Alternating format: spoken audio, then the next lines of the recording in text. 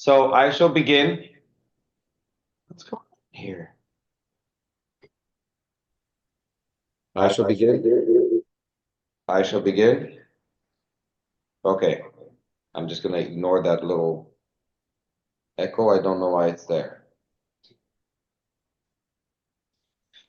So welcome everybody in person and online. This is presentation number 4 or 5. As you may have noticed, I chose to speak about more than just one saint. I listed there Saint John the Baptist, as well as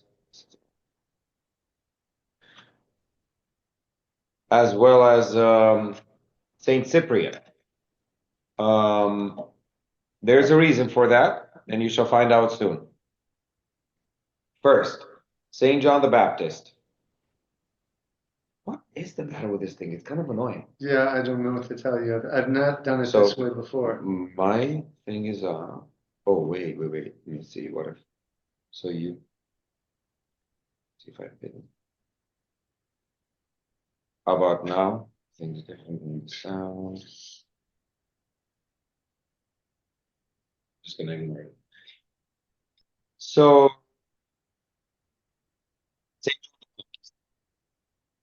John the Baptist. As I often like to encourage people, are resources that we can get so much information from. GoArch.org. When it comes to lives of saints and so, OCA.org provides much more thorough biographies.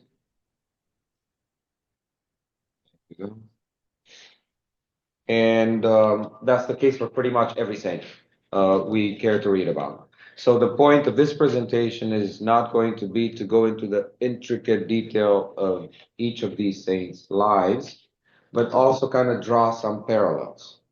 One of the reasons I picked them, is because I bear both of their names. There are many wonderful saints you heard about, at least one. I didn't know much about myself that Father Tom Mueller presented about. That was beautiful to hear about a more modern saint. But of course, as we all know, Saint John the Baptist goes as far back as Christ, as far as the historical account is concerned. And I bear both of their names. For those of you who know, my full name is Iwan. The Romanian version of the name John is spelled Ioan, Iwan, Ciprian, with an I, 2 I's. Second letter is an I, not a Y, because that would be English.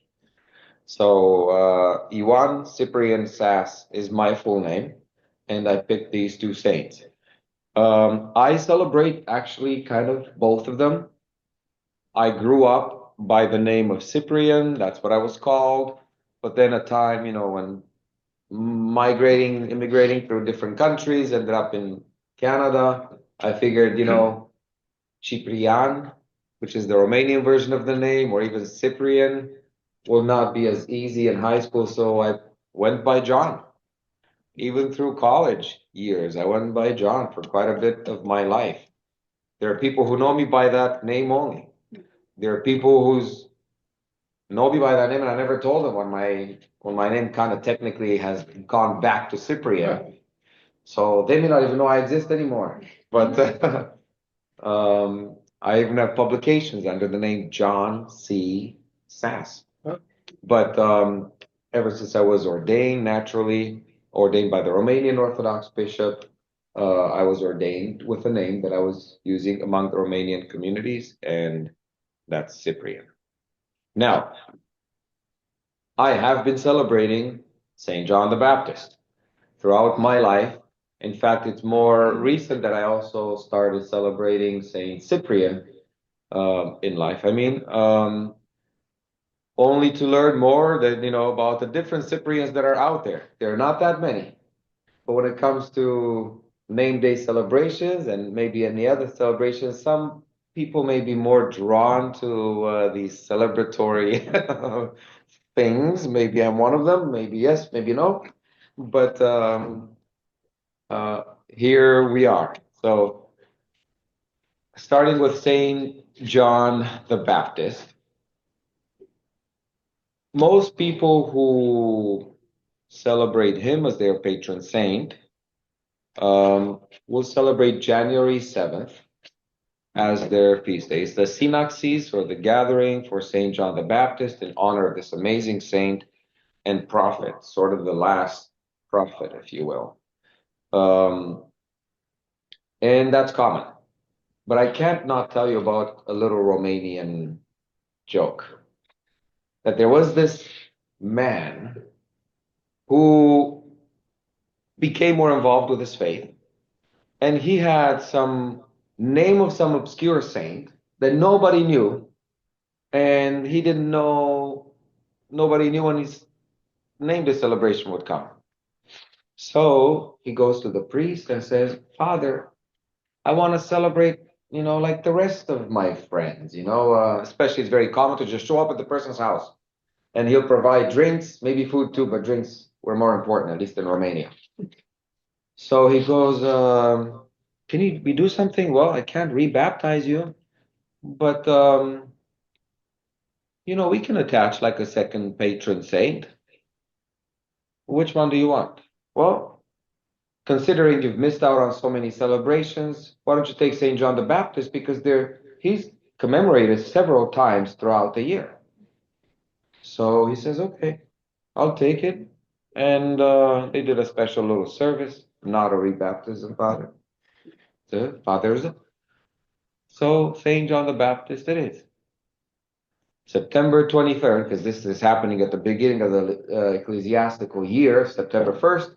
So September 23rd comes around. Many people don't know that's actually the conception of St. John the Baptist, which is, of course, comparative to the conception, well, the Annunciation, March 25th. So conception of St. John the Baptist, September 23rd, which actually is my birthday too. So it's fit that I would be called Ciprian Sas. My name's Cyprian, I go by Ciprian, and that's also the conception of St. John the Baptist. So good, great. Friends come over, drinks, everything, great celebration. Oh, great. Now, January 7th comes around, the synaxis of St. John the Baptist. Friends come over again. Oh, this is great. Celebration again right after the, Christmas and New Year's. He was in that, celebratory mode. All is good. Now, February 24th comes around, the first and second finding of St. John the Baptist. This is not the finding of two heads of St. John the Baptist. It was one head. The first and second finding of the same head is celebrated on February 24th. So, wow, okay. You read first what they lost once, twice, and thank God they found it. Okay, no problem. But this is getting to become a little costly for him now. All right. So May 25th comes around. You know what? I'm gonna pull this out for you later. May 25th comes around, and that's the third finding of the St. John the Baptist. He's like, what's going on? This is kind of, I gotta learn more about my patron saint. What's going on here? This is something was not okay back in those days. And nonetheless, here they are again. But gosh, this is getting to be a little costly, right? And sure enough, June 24th comes around, and that's the nativity of St. John the Baptist. So it's like, how can we not celebrate his birth? Of course, oh, there they are again. It's like, this is running me dry. I can't do this anymore. But, you asked for it, said the priest. Okay. So here they come, they go. It's like, oh gosh, I think maybe this is gonna be it. But here comes, August 29th. So he sees them come like August. Now everybody knows this guy, we're gonna be there. August 29th comes around and friends are coming. He looks from a distance and said, what's going on now? He goes on to the Orthodox calendar, probably in goarch.org. Or maybe Antiochian.org, another good resource. He says, oh, the beheading. Oh, that's sad. He goes out on the street. Today, they beheaded him. No celebration. Go back home. So, oh no. In fact, that's one of the days, among many others, that weddings are not permitted because it's a strict fast day. A standalone one, it's not really connected to any season. So, Saint John the Baptist, commemorated. In fact, the list, if you're interested in just easily finding those dates,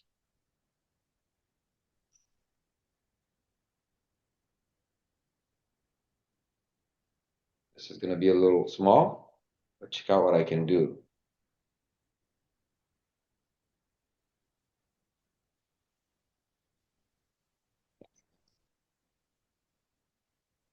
Go and you search for saints you're interested in. Of course, if you're going to search for John, welcome. No. Not ideal because you're going to get like a million things over here. But you search for Baptist, and there you can see pretty much all the celebrations for Saint John the Baptist, in particular. So now we celebrate him so many times throughout the year because he's an important figure. We know that he was born about 6 months ahead of Christ, and we actually commemorate those celebrations accordingly. We know that in fact, I'm going to pull up those verses, and I will make them nice and big so they can be more easily read. Where's the plus? There you go.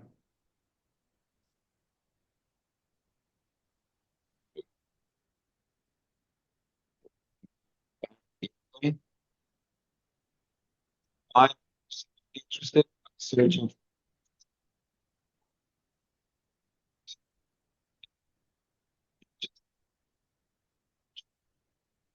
Espanol. Yeah. Really? Yeah, modern, right? Because I actually took the time to count the number of English versions, the newest language. There's like 67 of them or more. Crazy. Yeah, it's crazy. So here, and there's many references, of course, to Saint John the Baptist. We know quite a bit about his life, but I want to get to basically this first. This is Jesus speaking. As they departed, Jesus began to say to the multitudes concerning John, "What did you go out into the wilderness to see? A reed shaken by the wind? But why did you go out? But what did you go out to see? A man clothed in soft garments? Indeed, those who wear soft clothing are in kings' houses. But what did you go out to see? A prophet? Yes, I say to you, and more than a prophet. For this is he of whom it is written, Behold, I send my messenger before your face, who will prepare your way before you." And messenger happens to be the name of our Sunday bulletin. What do you know?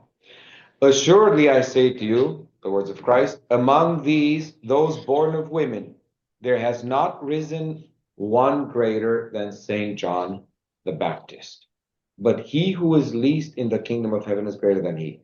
So, considering that he is that person of whom Jesus says that of all the people born of women, he's the greatest of them all. Of course, when compared to the heavenly, then our righteousness here doesn't amount to much. Nonetheless, he presents him, introduces him, describes him to the world, to the ones he was speaking, and the rest of us, as the greatest man born of a woman. It's fit that we celebrate and remember him accordingly. And he was an amazing person, an amazing figure. It's also mentioned here that he's like the last of prophets. For all the prophets of the law,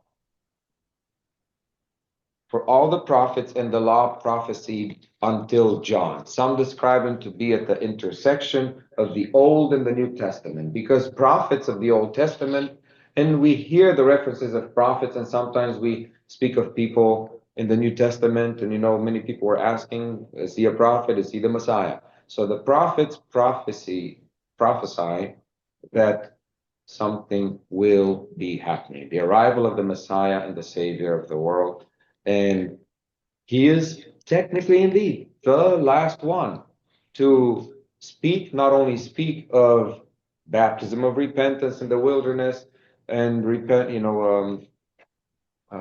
of Christ, but introduces him to the world and baptizes him in the river Jordan. How amazing, of course. Now, we know that he was born. One amazing thing that we remember about him is the fact that you know what? Instead, I'm going to, what was this now?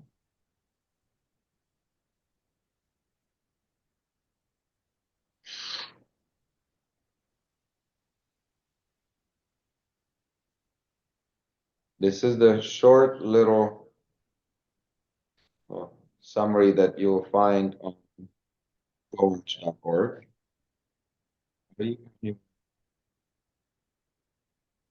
On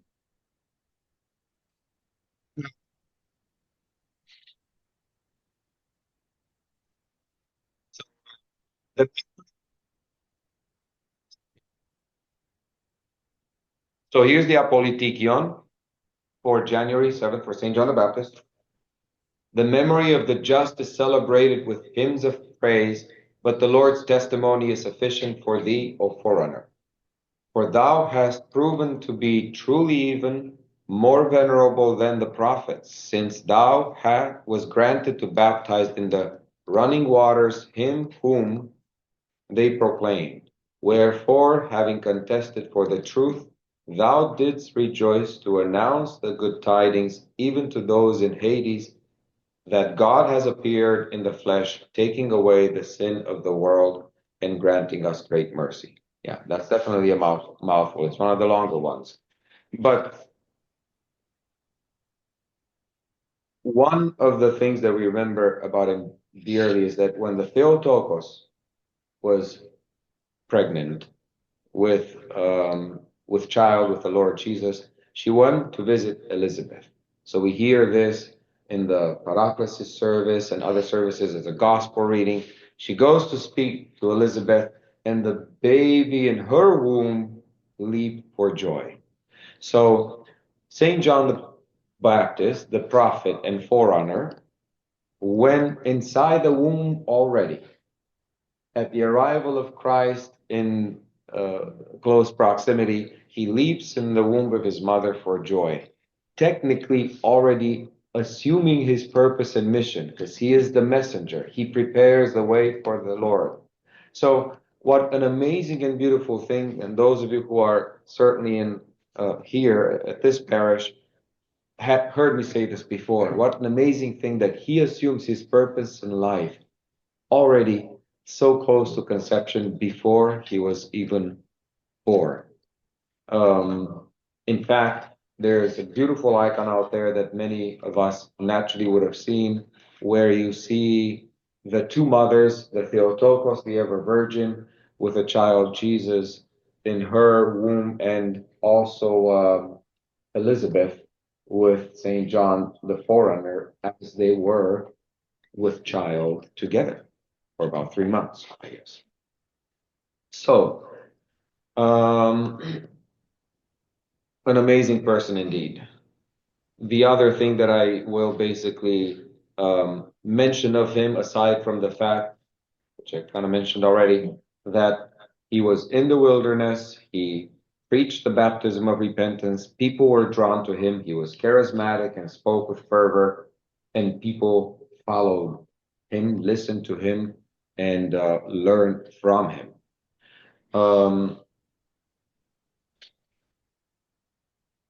He was the one that also spoke out against Herod. This is Herod Antipas, the son of Herod the Great, who took his brother's wife. He spoke against that and how that is unfit, improper, and he was jailed and eventually killed. As we all probably know, died by beheading. Remember, August 29th is when we commemorate that unfortunate event. Most of us, of course, I would assume, also know that of how that came to be. Is that while Herod himself had an affinity for him and was certainly drawn and intrigued by this person because he identified him and could tell he was a holy man, he did not want to kill him. However, it is via entertainment and dance that his head was then offered on a platter. He made a promise in a time of weakness when he was supposedly celebrating his own birthday. As I was talking about personal celebrations, right? As he was celebrating his own birthday, he made a promise that he would give anything if the daughter of his wife would act, Salome, I think was her name, would dance. And so she did dance lustfully, entertaining the guests there, including him. And she then asked for the head of St. John the Baptist on a platter. This is why often in icons you will see St. John the Baptist and his head down at the bottom. Very, very sad event for a person, for the one person, the greatest person born of a woman. Now, moving on then to Saint Cyprian. So there are, well, more than just two, but two that are yes. Before we go on to them, Please. do we know much about what happened to Elizabeth, afterwards, because they were cousins, right? Diana and Elizabeth were cousins. So Zachariah and Elizabeth, the parents of Saint John the Baptist, that's another nice story of how they were elderly and Archangel Gabriel showed himself and revealed to Zachariah in the temple when he was performing his priestly duties, and how his speech was um, um, taken away because he could not believe, right away. But what more do we know, fathers, about Zachariah and Elizabeth or end of their lives? Do we know more? I mean, whatever there is, it would be just kind of tradition. There's nothing scriptural. Yeah. So the tradition that I've heard is after so Zechariah was killed, and Elizabeth and John together were in the wilderness. But I don't know the story of how long Elizabeth, because John then was there in the wilderness even as a youngster, later in childhood alone, into tradition. So at some point, Elizabeth also passed away, but so anything that we would know, it would be indeed from tradition.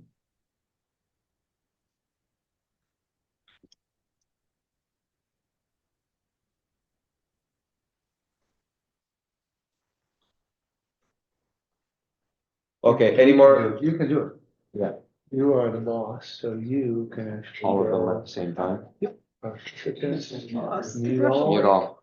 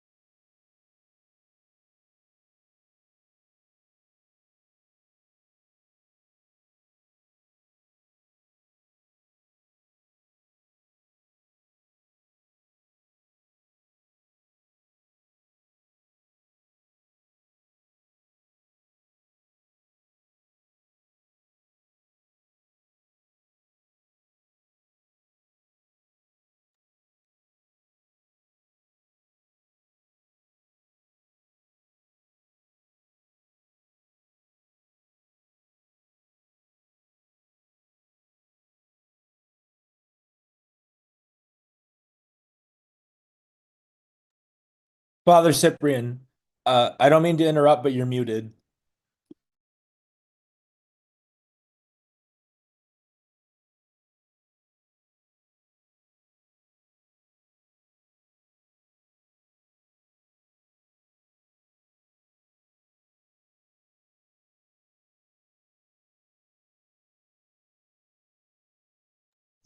Okay, maybe that was it. Yep, you're good. Now? Okay, good. And there's the echo back. I guess this thing is not as good as I thought it. Can you hear me still now? Okay. Let me know if you cannot hear me. So, since I was muted, Saint Cyprian of Carthage celebrated on August 31st. A bishop in Carthage, which is in Africa, I think northern, and also Saint Cyprian and Justina. He is celebrated on October 2nd.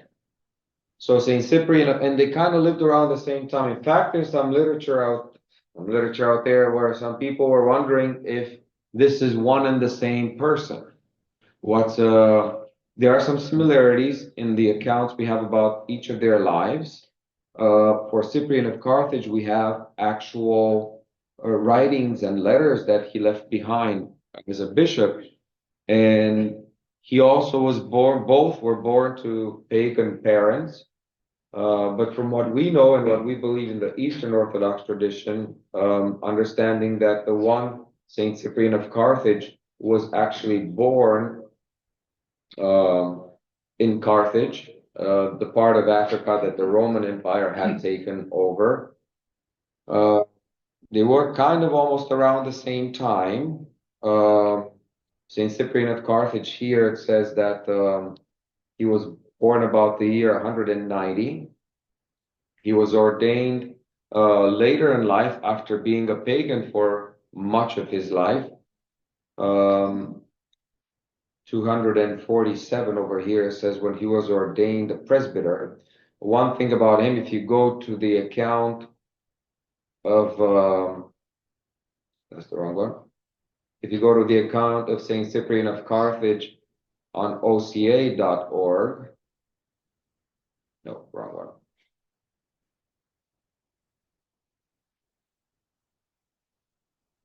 It was kind of, yeah.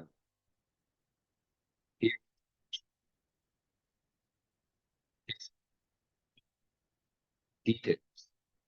But being a bishop, naturally, he faced some of his own challenges. He faced some of his own persecutions.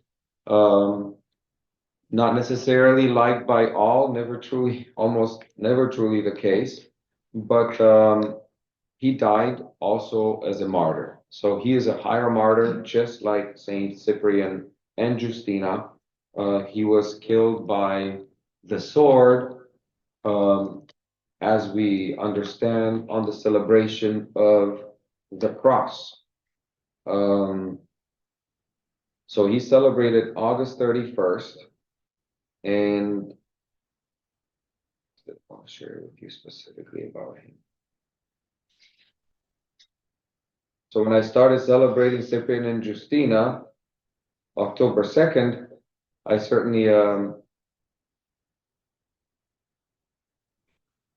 certainly appreciated the story because it was quite moving to learn. And then I just kept getting all these questions. August, 31st would come around. Are you celebrating, is this your patron saint or is it the other one? Until I said, you know what? He's my patron saint too. So now technically I have three of them. So we gotta come to your house every time. What's your address, Father? I'll leave it right here. Everyone that attends today is always welcome. And I'll provide the drinks. And I will not stop you on the street, to go back. Well, if you come on the 29th of August, I got there's like 9 days. Right. Oh, well, I do not. Yeah. So, I mean, I don't want to go into too many more details. Drawing the parallel to Saint Cyprian and Justina, Saint Cyprian from Antioch, he was one that was, again, born to pagan parents, lived his life as he did. He became basically a person that was very, very skilled and developed an amazing reputation for casting spells. So he was indeed like a sorcerer, like a magician. He would cast spells. He, in fact, reading about his life, you will learn how he would, he's said to have conversed even with the devil. So he would call upon the power of demons and um, everything that I suppose you can imagine to be possible, he was involved with. And he had a reputation for doing exactly that. He was revered as high among the pagan priests because of how good he was by comparison to other pagan priests. So when he returned to, let me just go to,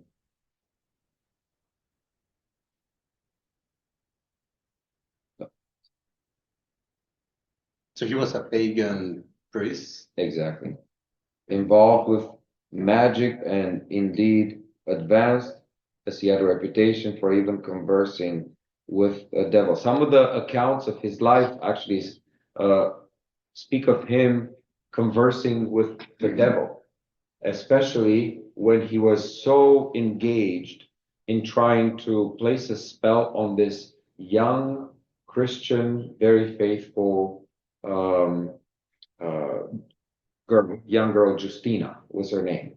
So this person, Aglaios or Aglaidos or something like that was his name, came to Cyprian, the sorcerer, the magician, the pagan priest, to help him or place a spell, basically, cast a spell on this girl to fall in love with him. And confident in his abilities, Cyprian, who he was at the time, basically said, no worries, I will have her filled with lust for you. So he cast every spell he could think of to cause this young Christian girl, faithful Christian girl, to fall in love with uh, this young man who was also a pagan. But in spite of all the turmoil by the work of the devils that, the demons that he engaged, this young girl, through the power of her prayer, remained strong and protected, and nothing that he tried could, in fact, affect her. So, wanting to know how this could be, he learned that indeed this young girl was that faithful, and the power of her prayer to her God protected her from anything he could ever try. And there's references in the narrative of his life and the life of Justina of how indeed the power of the cross and kept her safe at all times. So intrigued by this, he wanted to learn more. One of the accounts of his life actually speaks of him conversing with the devil, and the devil is like taunting him and saying whatever he is to him, and he says to the devil, you can't even no. I think the devil was saying something to him, how can you be, not, you can't even do your stuff even against the shadow of some symbol or an instrument like the cross. And there's references of him actually like physically wrestling even with a demon and the devil who was strangling him. And apparently that's when Saint Cyprian first tested the power of the cross by invoking its name, and he was protected against the devil by the power of the cross of the god of Justina. So he then, of course, decided that he would turn his life around completely, much like Saint Cyprian of Carthage did later in life, turn his life around completely. He burnt and got, rid of everything that he had related to sorcery and magic and spell casting spells and so on, and became a Christian. In fact, eager as he was to in a way, make up for all the bad he's done, because it said that he had cast spells and caused deaths. And he felt, of course, very repentant and remorseful. The very message of St. John the Baptist, he wanted to be baptized, and I think, actually him, who I think 7 days later, after being baptized, was tonsured a reader, and some 12 days later, you'll find this, I think, on oca.org. Some 12 days later, he was ordained or made a subdeacon, or ordained a deacon. Yeah, ordained a deacon 13 days later. At least that's what the account says on oca.org. 12 days later, he was tonsured subdeacon, 13 days later a deacon, and then a year later became a priest, and soon after that, even a bishop. Now, Justina remained pure and became the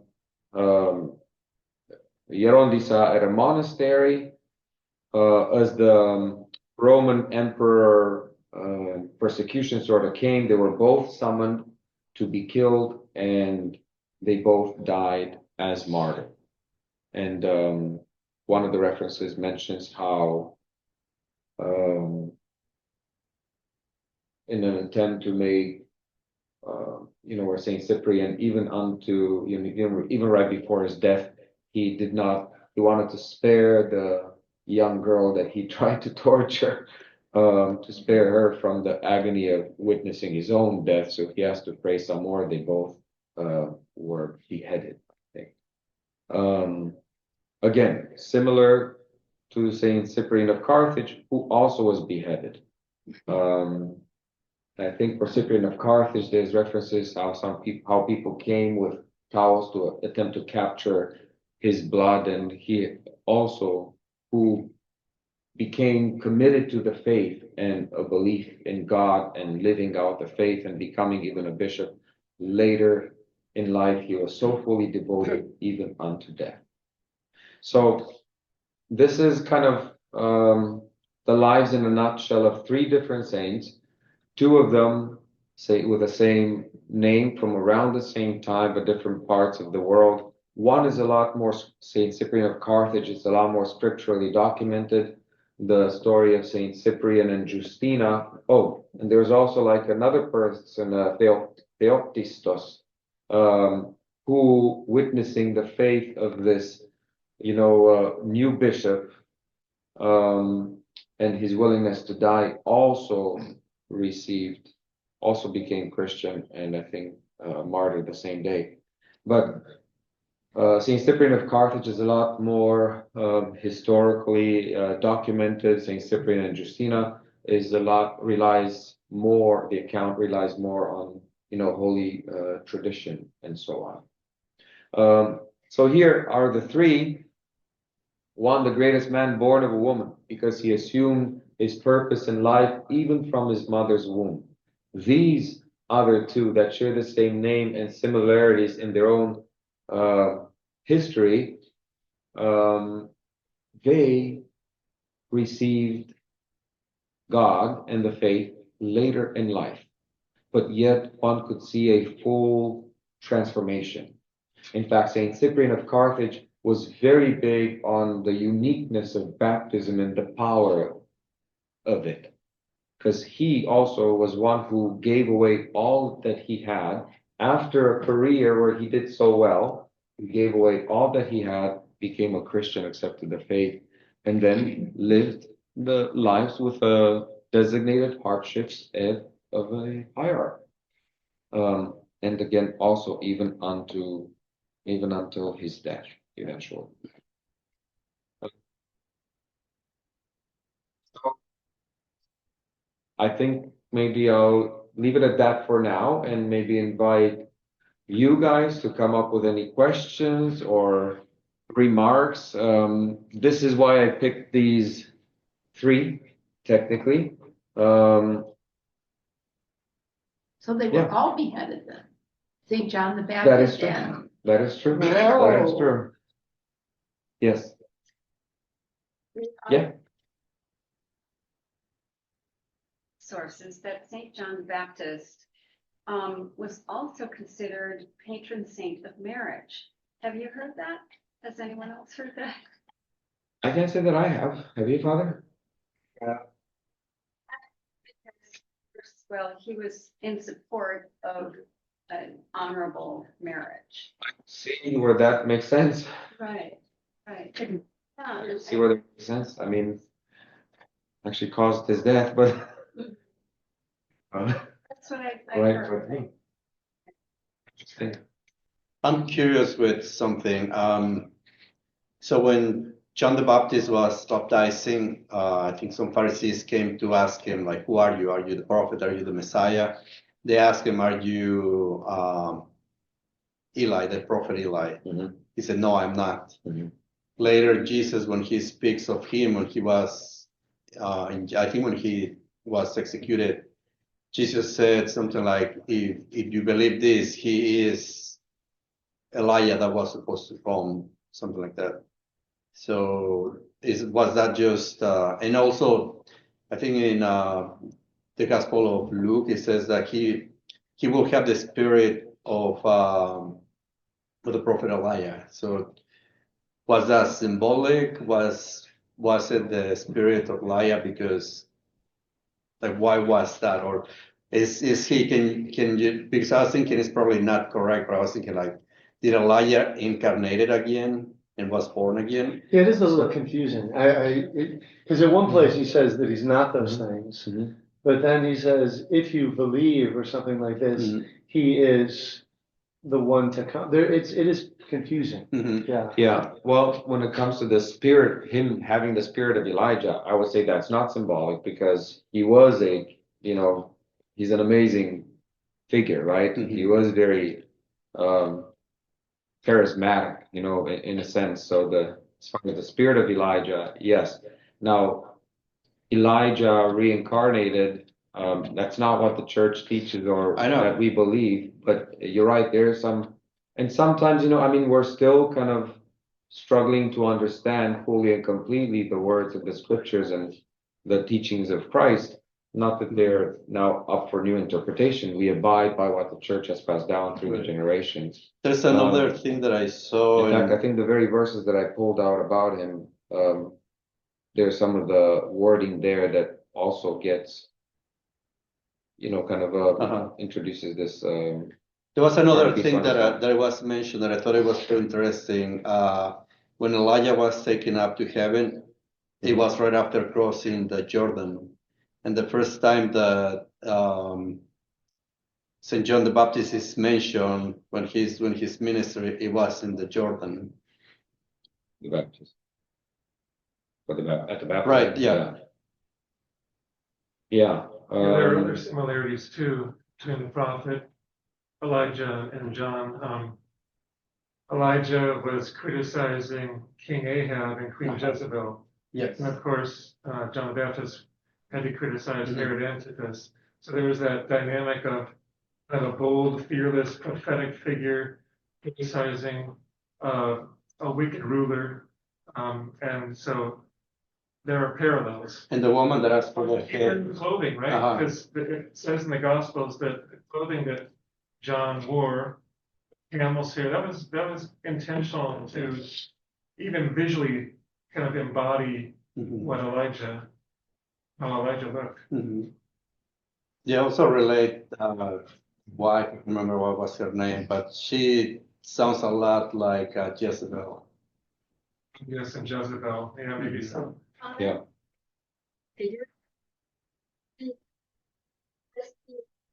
To Elijah figuratively to compare John the Baptist to Elijah. Is it that possible? Yes, and probably that they are very similar. Yeah. So you're probably thinking about this verse right here, where it says, "Surely I say to you, among those born of women has not risen one greater than Saint John the Baptist, but he who is least in the kingdom of heaven. And from the days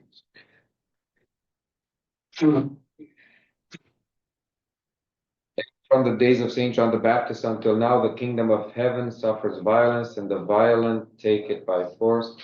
For all the no, it comes after this, I think.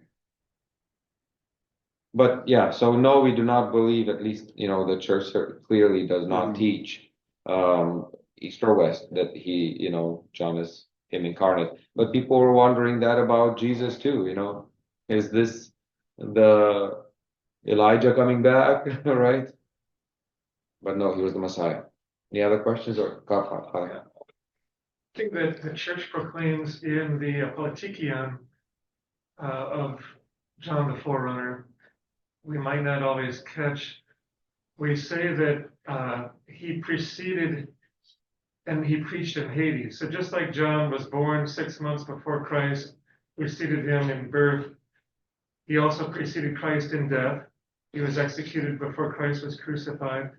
And so he descended to the realm of the dead before Christ. And the church proclaims that there in Hades, in the realm of the dead, John was still doing what he always did. He was preparing the way to Christ. He was giving a preparatory sermon, if you will, saying, Christ is coming soon. So pay attention when he comes. All to reinforce his very purpose and mission, which is the thing that always comes very strong. If we think of a saint and we think that they have been righteous people, at least for a significant and toward the end of their lives, if not the entire lives, that they're so spiritually intense. You can't really picture a saint that's kind of wishy-washy about his life, right? They're just spiritually focused and intense, which is what we strive for during the Lenten periods, for sure, more so than other times during the year. He was that his whole life, and the very reference to the event of him actively and physically, acknowledging the arrival, the presence of Christ. He was that person, spiritually intense about. This is, I think, maybe the verse that you were thinking about. For all the prophets and the law prophesied until John, and if you are willing to receive it, he is Elijah who is to come. Well, and there's another one. It's Who has Matthew ears to 17. hear, let him hear. Matthew 17 has actually something even stronger. Mhm. So Jesus answered, I'm assuming the disciples, says Elijah does come and he will restore all things. But I tell you that Elijah has already come and they did not recognize him, but did to him whatever they pleased. So also the Son of Man will certainly suffer at their hands. And then that's the end of the quote. And then it says, then the disciples understood that he was speaking to them of John the Baptist. Mhm. So it is kind of confusing. Yeah. Anyway, Right. Like, incarnate, or is it really just referring to but clearly, the message? we believe the Elijah's spirit going to of- come in the book of yeah. Revelation. Yeah. He hasn't died. Right. Yeah. So yeah, good question. Yeah. Couldn't it also just be a typological thing, like Elijah is a type of prophet and thing like that, and it's fully fulfilled in Saint John the Baptist? Maybe. Job. Any other questions or thoughts? Well, Very on good, the very same good. lines, when they were asking him, they mentioned a few times, "Are you the prophet?" I remember they mentioned that, but they don't say which prophet. Mhm. Is there any tradition that That's a good explains? question. Sure. They asked him, they "Are literally you say, "Are you the prophet?" Like the prophet. the I'm not prophet?" sure. Yeah, who's I the think though prophet? that is a reference probably to the Being prophet Messiah that was supposed to come Yeah. before the Messiah. Oh, Correct. okay. or the Messiah. Yeah. Any other thoughts or questions? I had a question real quick for you, Father Cyprian. So, I'm a convert from a Protestant background, and a lot of my Protestant friends, when they bring up Saint Cyprian, they ask about why does he, his famous quote, "There's no salvation outside the church." I was just curious, what is the Orthodox position on that quote? Do we accept it? Do we reject it? Do we have a more nuanced idea of that idea of his, or how do we kind of cash that out?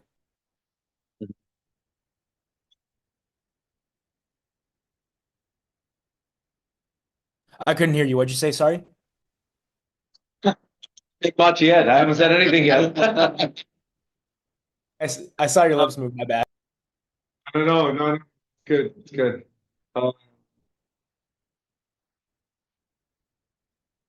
also references in, of course, one to be in the church, they need to be baptized. One that's not baptized cannot be saved, right? Being outside the church, and sometimes we can be in the church, sacramentally speaking, and yet not be fully in the church. With absolute certainty, as I often say, with absolute certainty, who exactly will make it into the, into the kingdom of heaven? How can anyone really truly say? We know that Jesus on the cross, determined that, one would be entering the kingdom of heaven after a life of sin, right, and stealing, and yet life of stealing, and yet things change for him there instantly.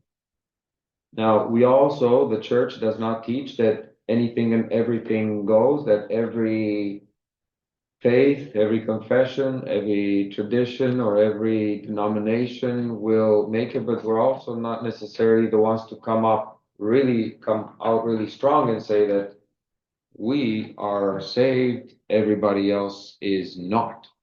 At least on the part that who is not, which is not our choice, but rather God's. That's really up to God. And if our business becomes to remind everyone else, and including ourselves, that everybody else will not make it but us, then maybe we're not focused the right way. What we do know and believe wholeheartedly is that what the church indeed offers is the way by which the full gamut of resources that we can have to nourish ourselves spiritually well enough to increase by every chance we can the possibility that we will be the ones to enter the kingdom of heaven by following what the church teaches. And we strive to stay within the church while being the communicants, while being the participants, while being that community of the faithful, so that we don't fall into the danger of being in the church, so to speak, by sacramental documentation and stewardship participation of time, talents, and treasures within our own communities, because much happens at the parish level. And much like we're supposed to take that and into our homes so that our lives are reflective of a true believer, so that we are indeed in the church, like Saint Cyprian says. Outside the church, with our own thinking, with our own decision, with our own philosophies, with our own understandings, we're not in the church and therefore cannot be saved. If we relied on only that, our logic, other philosophies and teachings, then what would baptism mean? Because Saint Cyprian of Carthage spoke very strongly on baptism too, and all that kind of stuff, and the unity within the church, acknowledging indeed that sometimes within the church, I mean, he even had issues and had to actually excommunicate some clergymen when they to do, I think, with the election of others or something like that while he was gone. But yeah, I don't know if that really answers your question. But to summarize, really what I said is that, as Orthodox Christians, we believe indeed that the Eastern Orthodox churches have all the beautiful resources that we would need for a life in Christ, a life in the church, to inherit the kingdom of heaven. But we try to do and maybe should do a better job. We try to not be so focused on how all the others really aren't making it, and we are absolutely certain that they won't. So yeah, thanks a lot. That makes a lot of sense, Father. Thank you. Yeah, with that, I think of the Pharisees that were pretty sure they were in the right guy, and they were a mistake. Yeah, so a mention was just made of how the Pharisees themselves were pretty darn sure that, they had it all right, only to find out they really didn't. So that's a perfect example where someone is, I guess one could say, definitely in the church. I mean, there were leaders within the church, but they were truly not in the church in a real, pure, authentic way. Or another way. Oh, sorry. Did someone else have a question? Go ahead if it's on the same topic. Oh, sorry. My apologies. So just to be real quick, if I'm understanding you correctly, Father, so the way we think about it is we have everything in the church that we need for salvation. We just have to actualize that. The other denominations, traditions outside of us, they may lack that, but they're not necessarily disqualified, if I'm understanding you correctly. Yes, I would say so. Okay, that makes a lot of sense. Thank you so much. Said that, we see, non-believers live by the natural law and making good decisions and better decisions than ourselves even, right? And living out, maybe, Paul says that yeah, in Romans. yeah. Anna. That's where humility comes into. If we're talking about others, it's me and us. Until we get to the point we're talking about how we feel and that, like the tax collector, I'm not like the tax collector who's crazy. I pray like this, but look at the tax collector.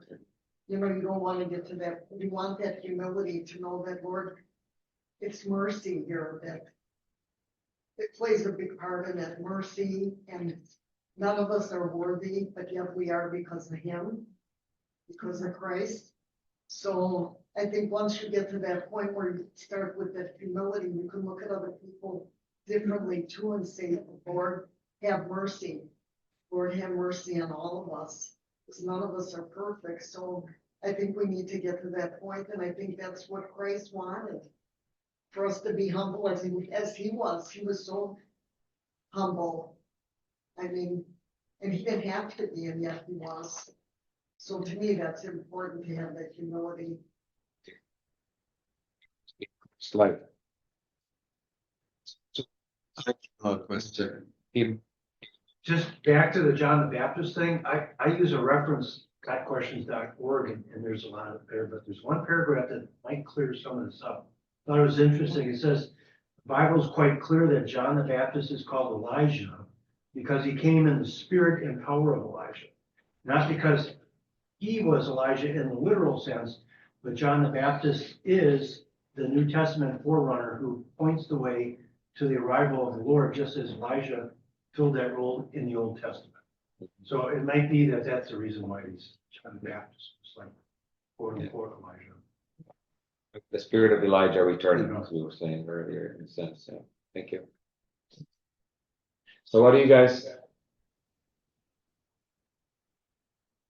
see? Maybe the last is we're about to wrap up. Maybe the one thing I know I try to do every time I look at the life of a saint or hear somebody speak on something related to the faith, trying to relate it to my own life, or seeing how it relates into present day happenings or so. Like with these three saints, for example, the contrast between them, where one is so intensely focused and never derail from their soul clearly identified purpose in life and for living, right? I mean, look at the questions look at what we're talking when we talk about St. John the Baptist and how he's related to Elijah of the Old Testament and so on. And it's amazing, right? And then you have these other two who had a life prior, but identify their purpose in life later. So I'm always want to encourage people to maybe see how that applies. Because if we are to ask ourselves, what exactly is our purpose in life? I know that as a priest, and fathers can attest to this, we get to spend time with families when they're about to have a baby, right? I just had a marriage kind of preparation meeting earlier today, talked about another couple of baptisms. We will interact with the little ones who maybe are just learning their first prayers and they do them wholeheartedly and all this. We may come across, couples who are them, and then we just later that day will talk to a retired person who maybe is telling us, man, I kind of wasted a few years, a few good decades in my life. I kind of wish I spent differently. When I'm finding out now things that I wish I knew before, but it's not like they were not available. We search for purpose. And when you have someone like the two Saint Cyprians born to pagan parents, because here we're talking about how can somebody outside the church be saved?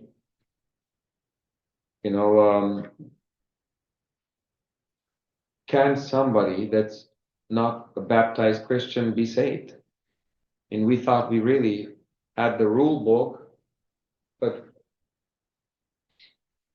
I ask you, what happens to that little Muslim child born to a Muslim family in a Muslim country, and anything and everything they ever heard or seen related to Christianity was not truly what Christianity is about, period. And they pass on at a young age. What happens to that person? I personally think God has different, like He will judge people differently based on their circumstances, because He said, like the city of Sodom and Gomorrah, they will, like their punishment won't be as bad as the ones that rejected Him when He did all the miracles. So it's and remember, so we're employing now logic, and we say, okay, God, who is ultimately good, right, to the absolute, how could that even be? How could that even happen, right? So we're going to employ our logic and, kind of come up with something that, would resemble some normalcy and sense, right? But ultimately, whatever we make to explain will be still just that, in a sense, right? The best that we can by our limited abilities. As faithful believers who entrust and surrender to our all-loving God, right? We should just make sure that we don't get overly focused and bogged down, attempting to answer what God will do. Because it's not really our job. It's not something that we are equipped to actually do, certainly not. Not equipped to understand, certainly not, because we cannot fully understand it to begin with. To explain, certainly not, because we can't fully understand it to begin with. Well, I think it is God's work indeed. I mean, I think my reading of the scripture is that it seems to be a surprise ending for everyone. Meaning, I mean, even like this Sunday, which is the last judgment, right? You have the ones who inherit the kingdom are like, what did we do to get this? And the ones who don't, the ones who are cast, into hell, basically, they are saying the What same did you thing. do or right? not do to get So the thing? nobody seems to get what they anticipate they will be getting. Except for all of us. That leads back to humility. Right. Right. Except for Father Ciprian. No. He'll clearly be right next to Panagia. I mean, that we know. Far from it. So you say that, and it's true, except for all of us. What do we say at every funeral? He's in heaven with the Lord now. He's in that happy place. Well, I don't say As we that. speak, I don't say that. people Yeah, say that quite confidently. liberally. And it certainly brings us comfort in as much as we're able to believe that to be the case. The church and the hymnology, which is really the funeral hymnology is really, really amazing, where we talk about the place of rest. And of course, we know that also various parts of Christianity have become, have dove in and describe what we think truly happens after one dies. But how much exactly do we truly know with absolute certainty?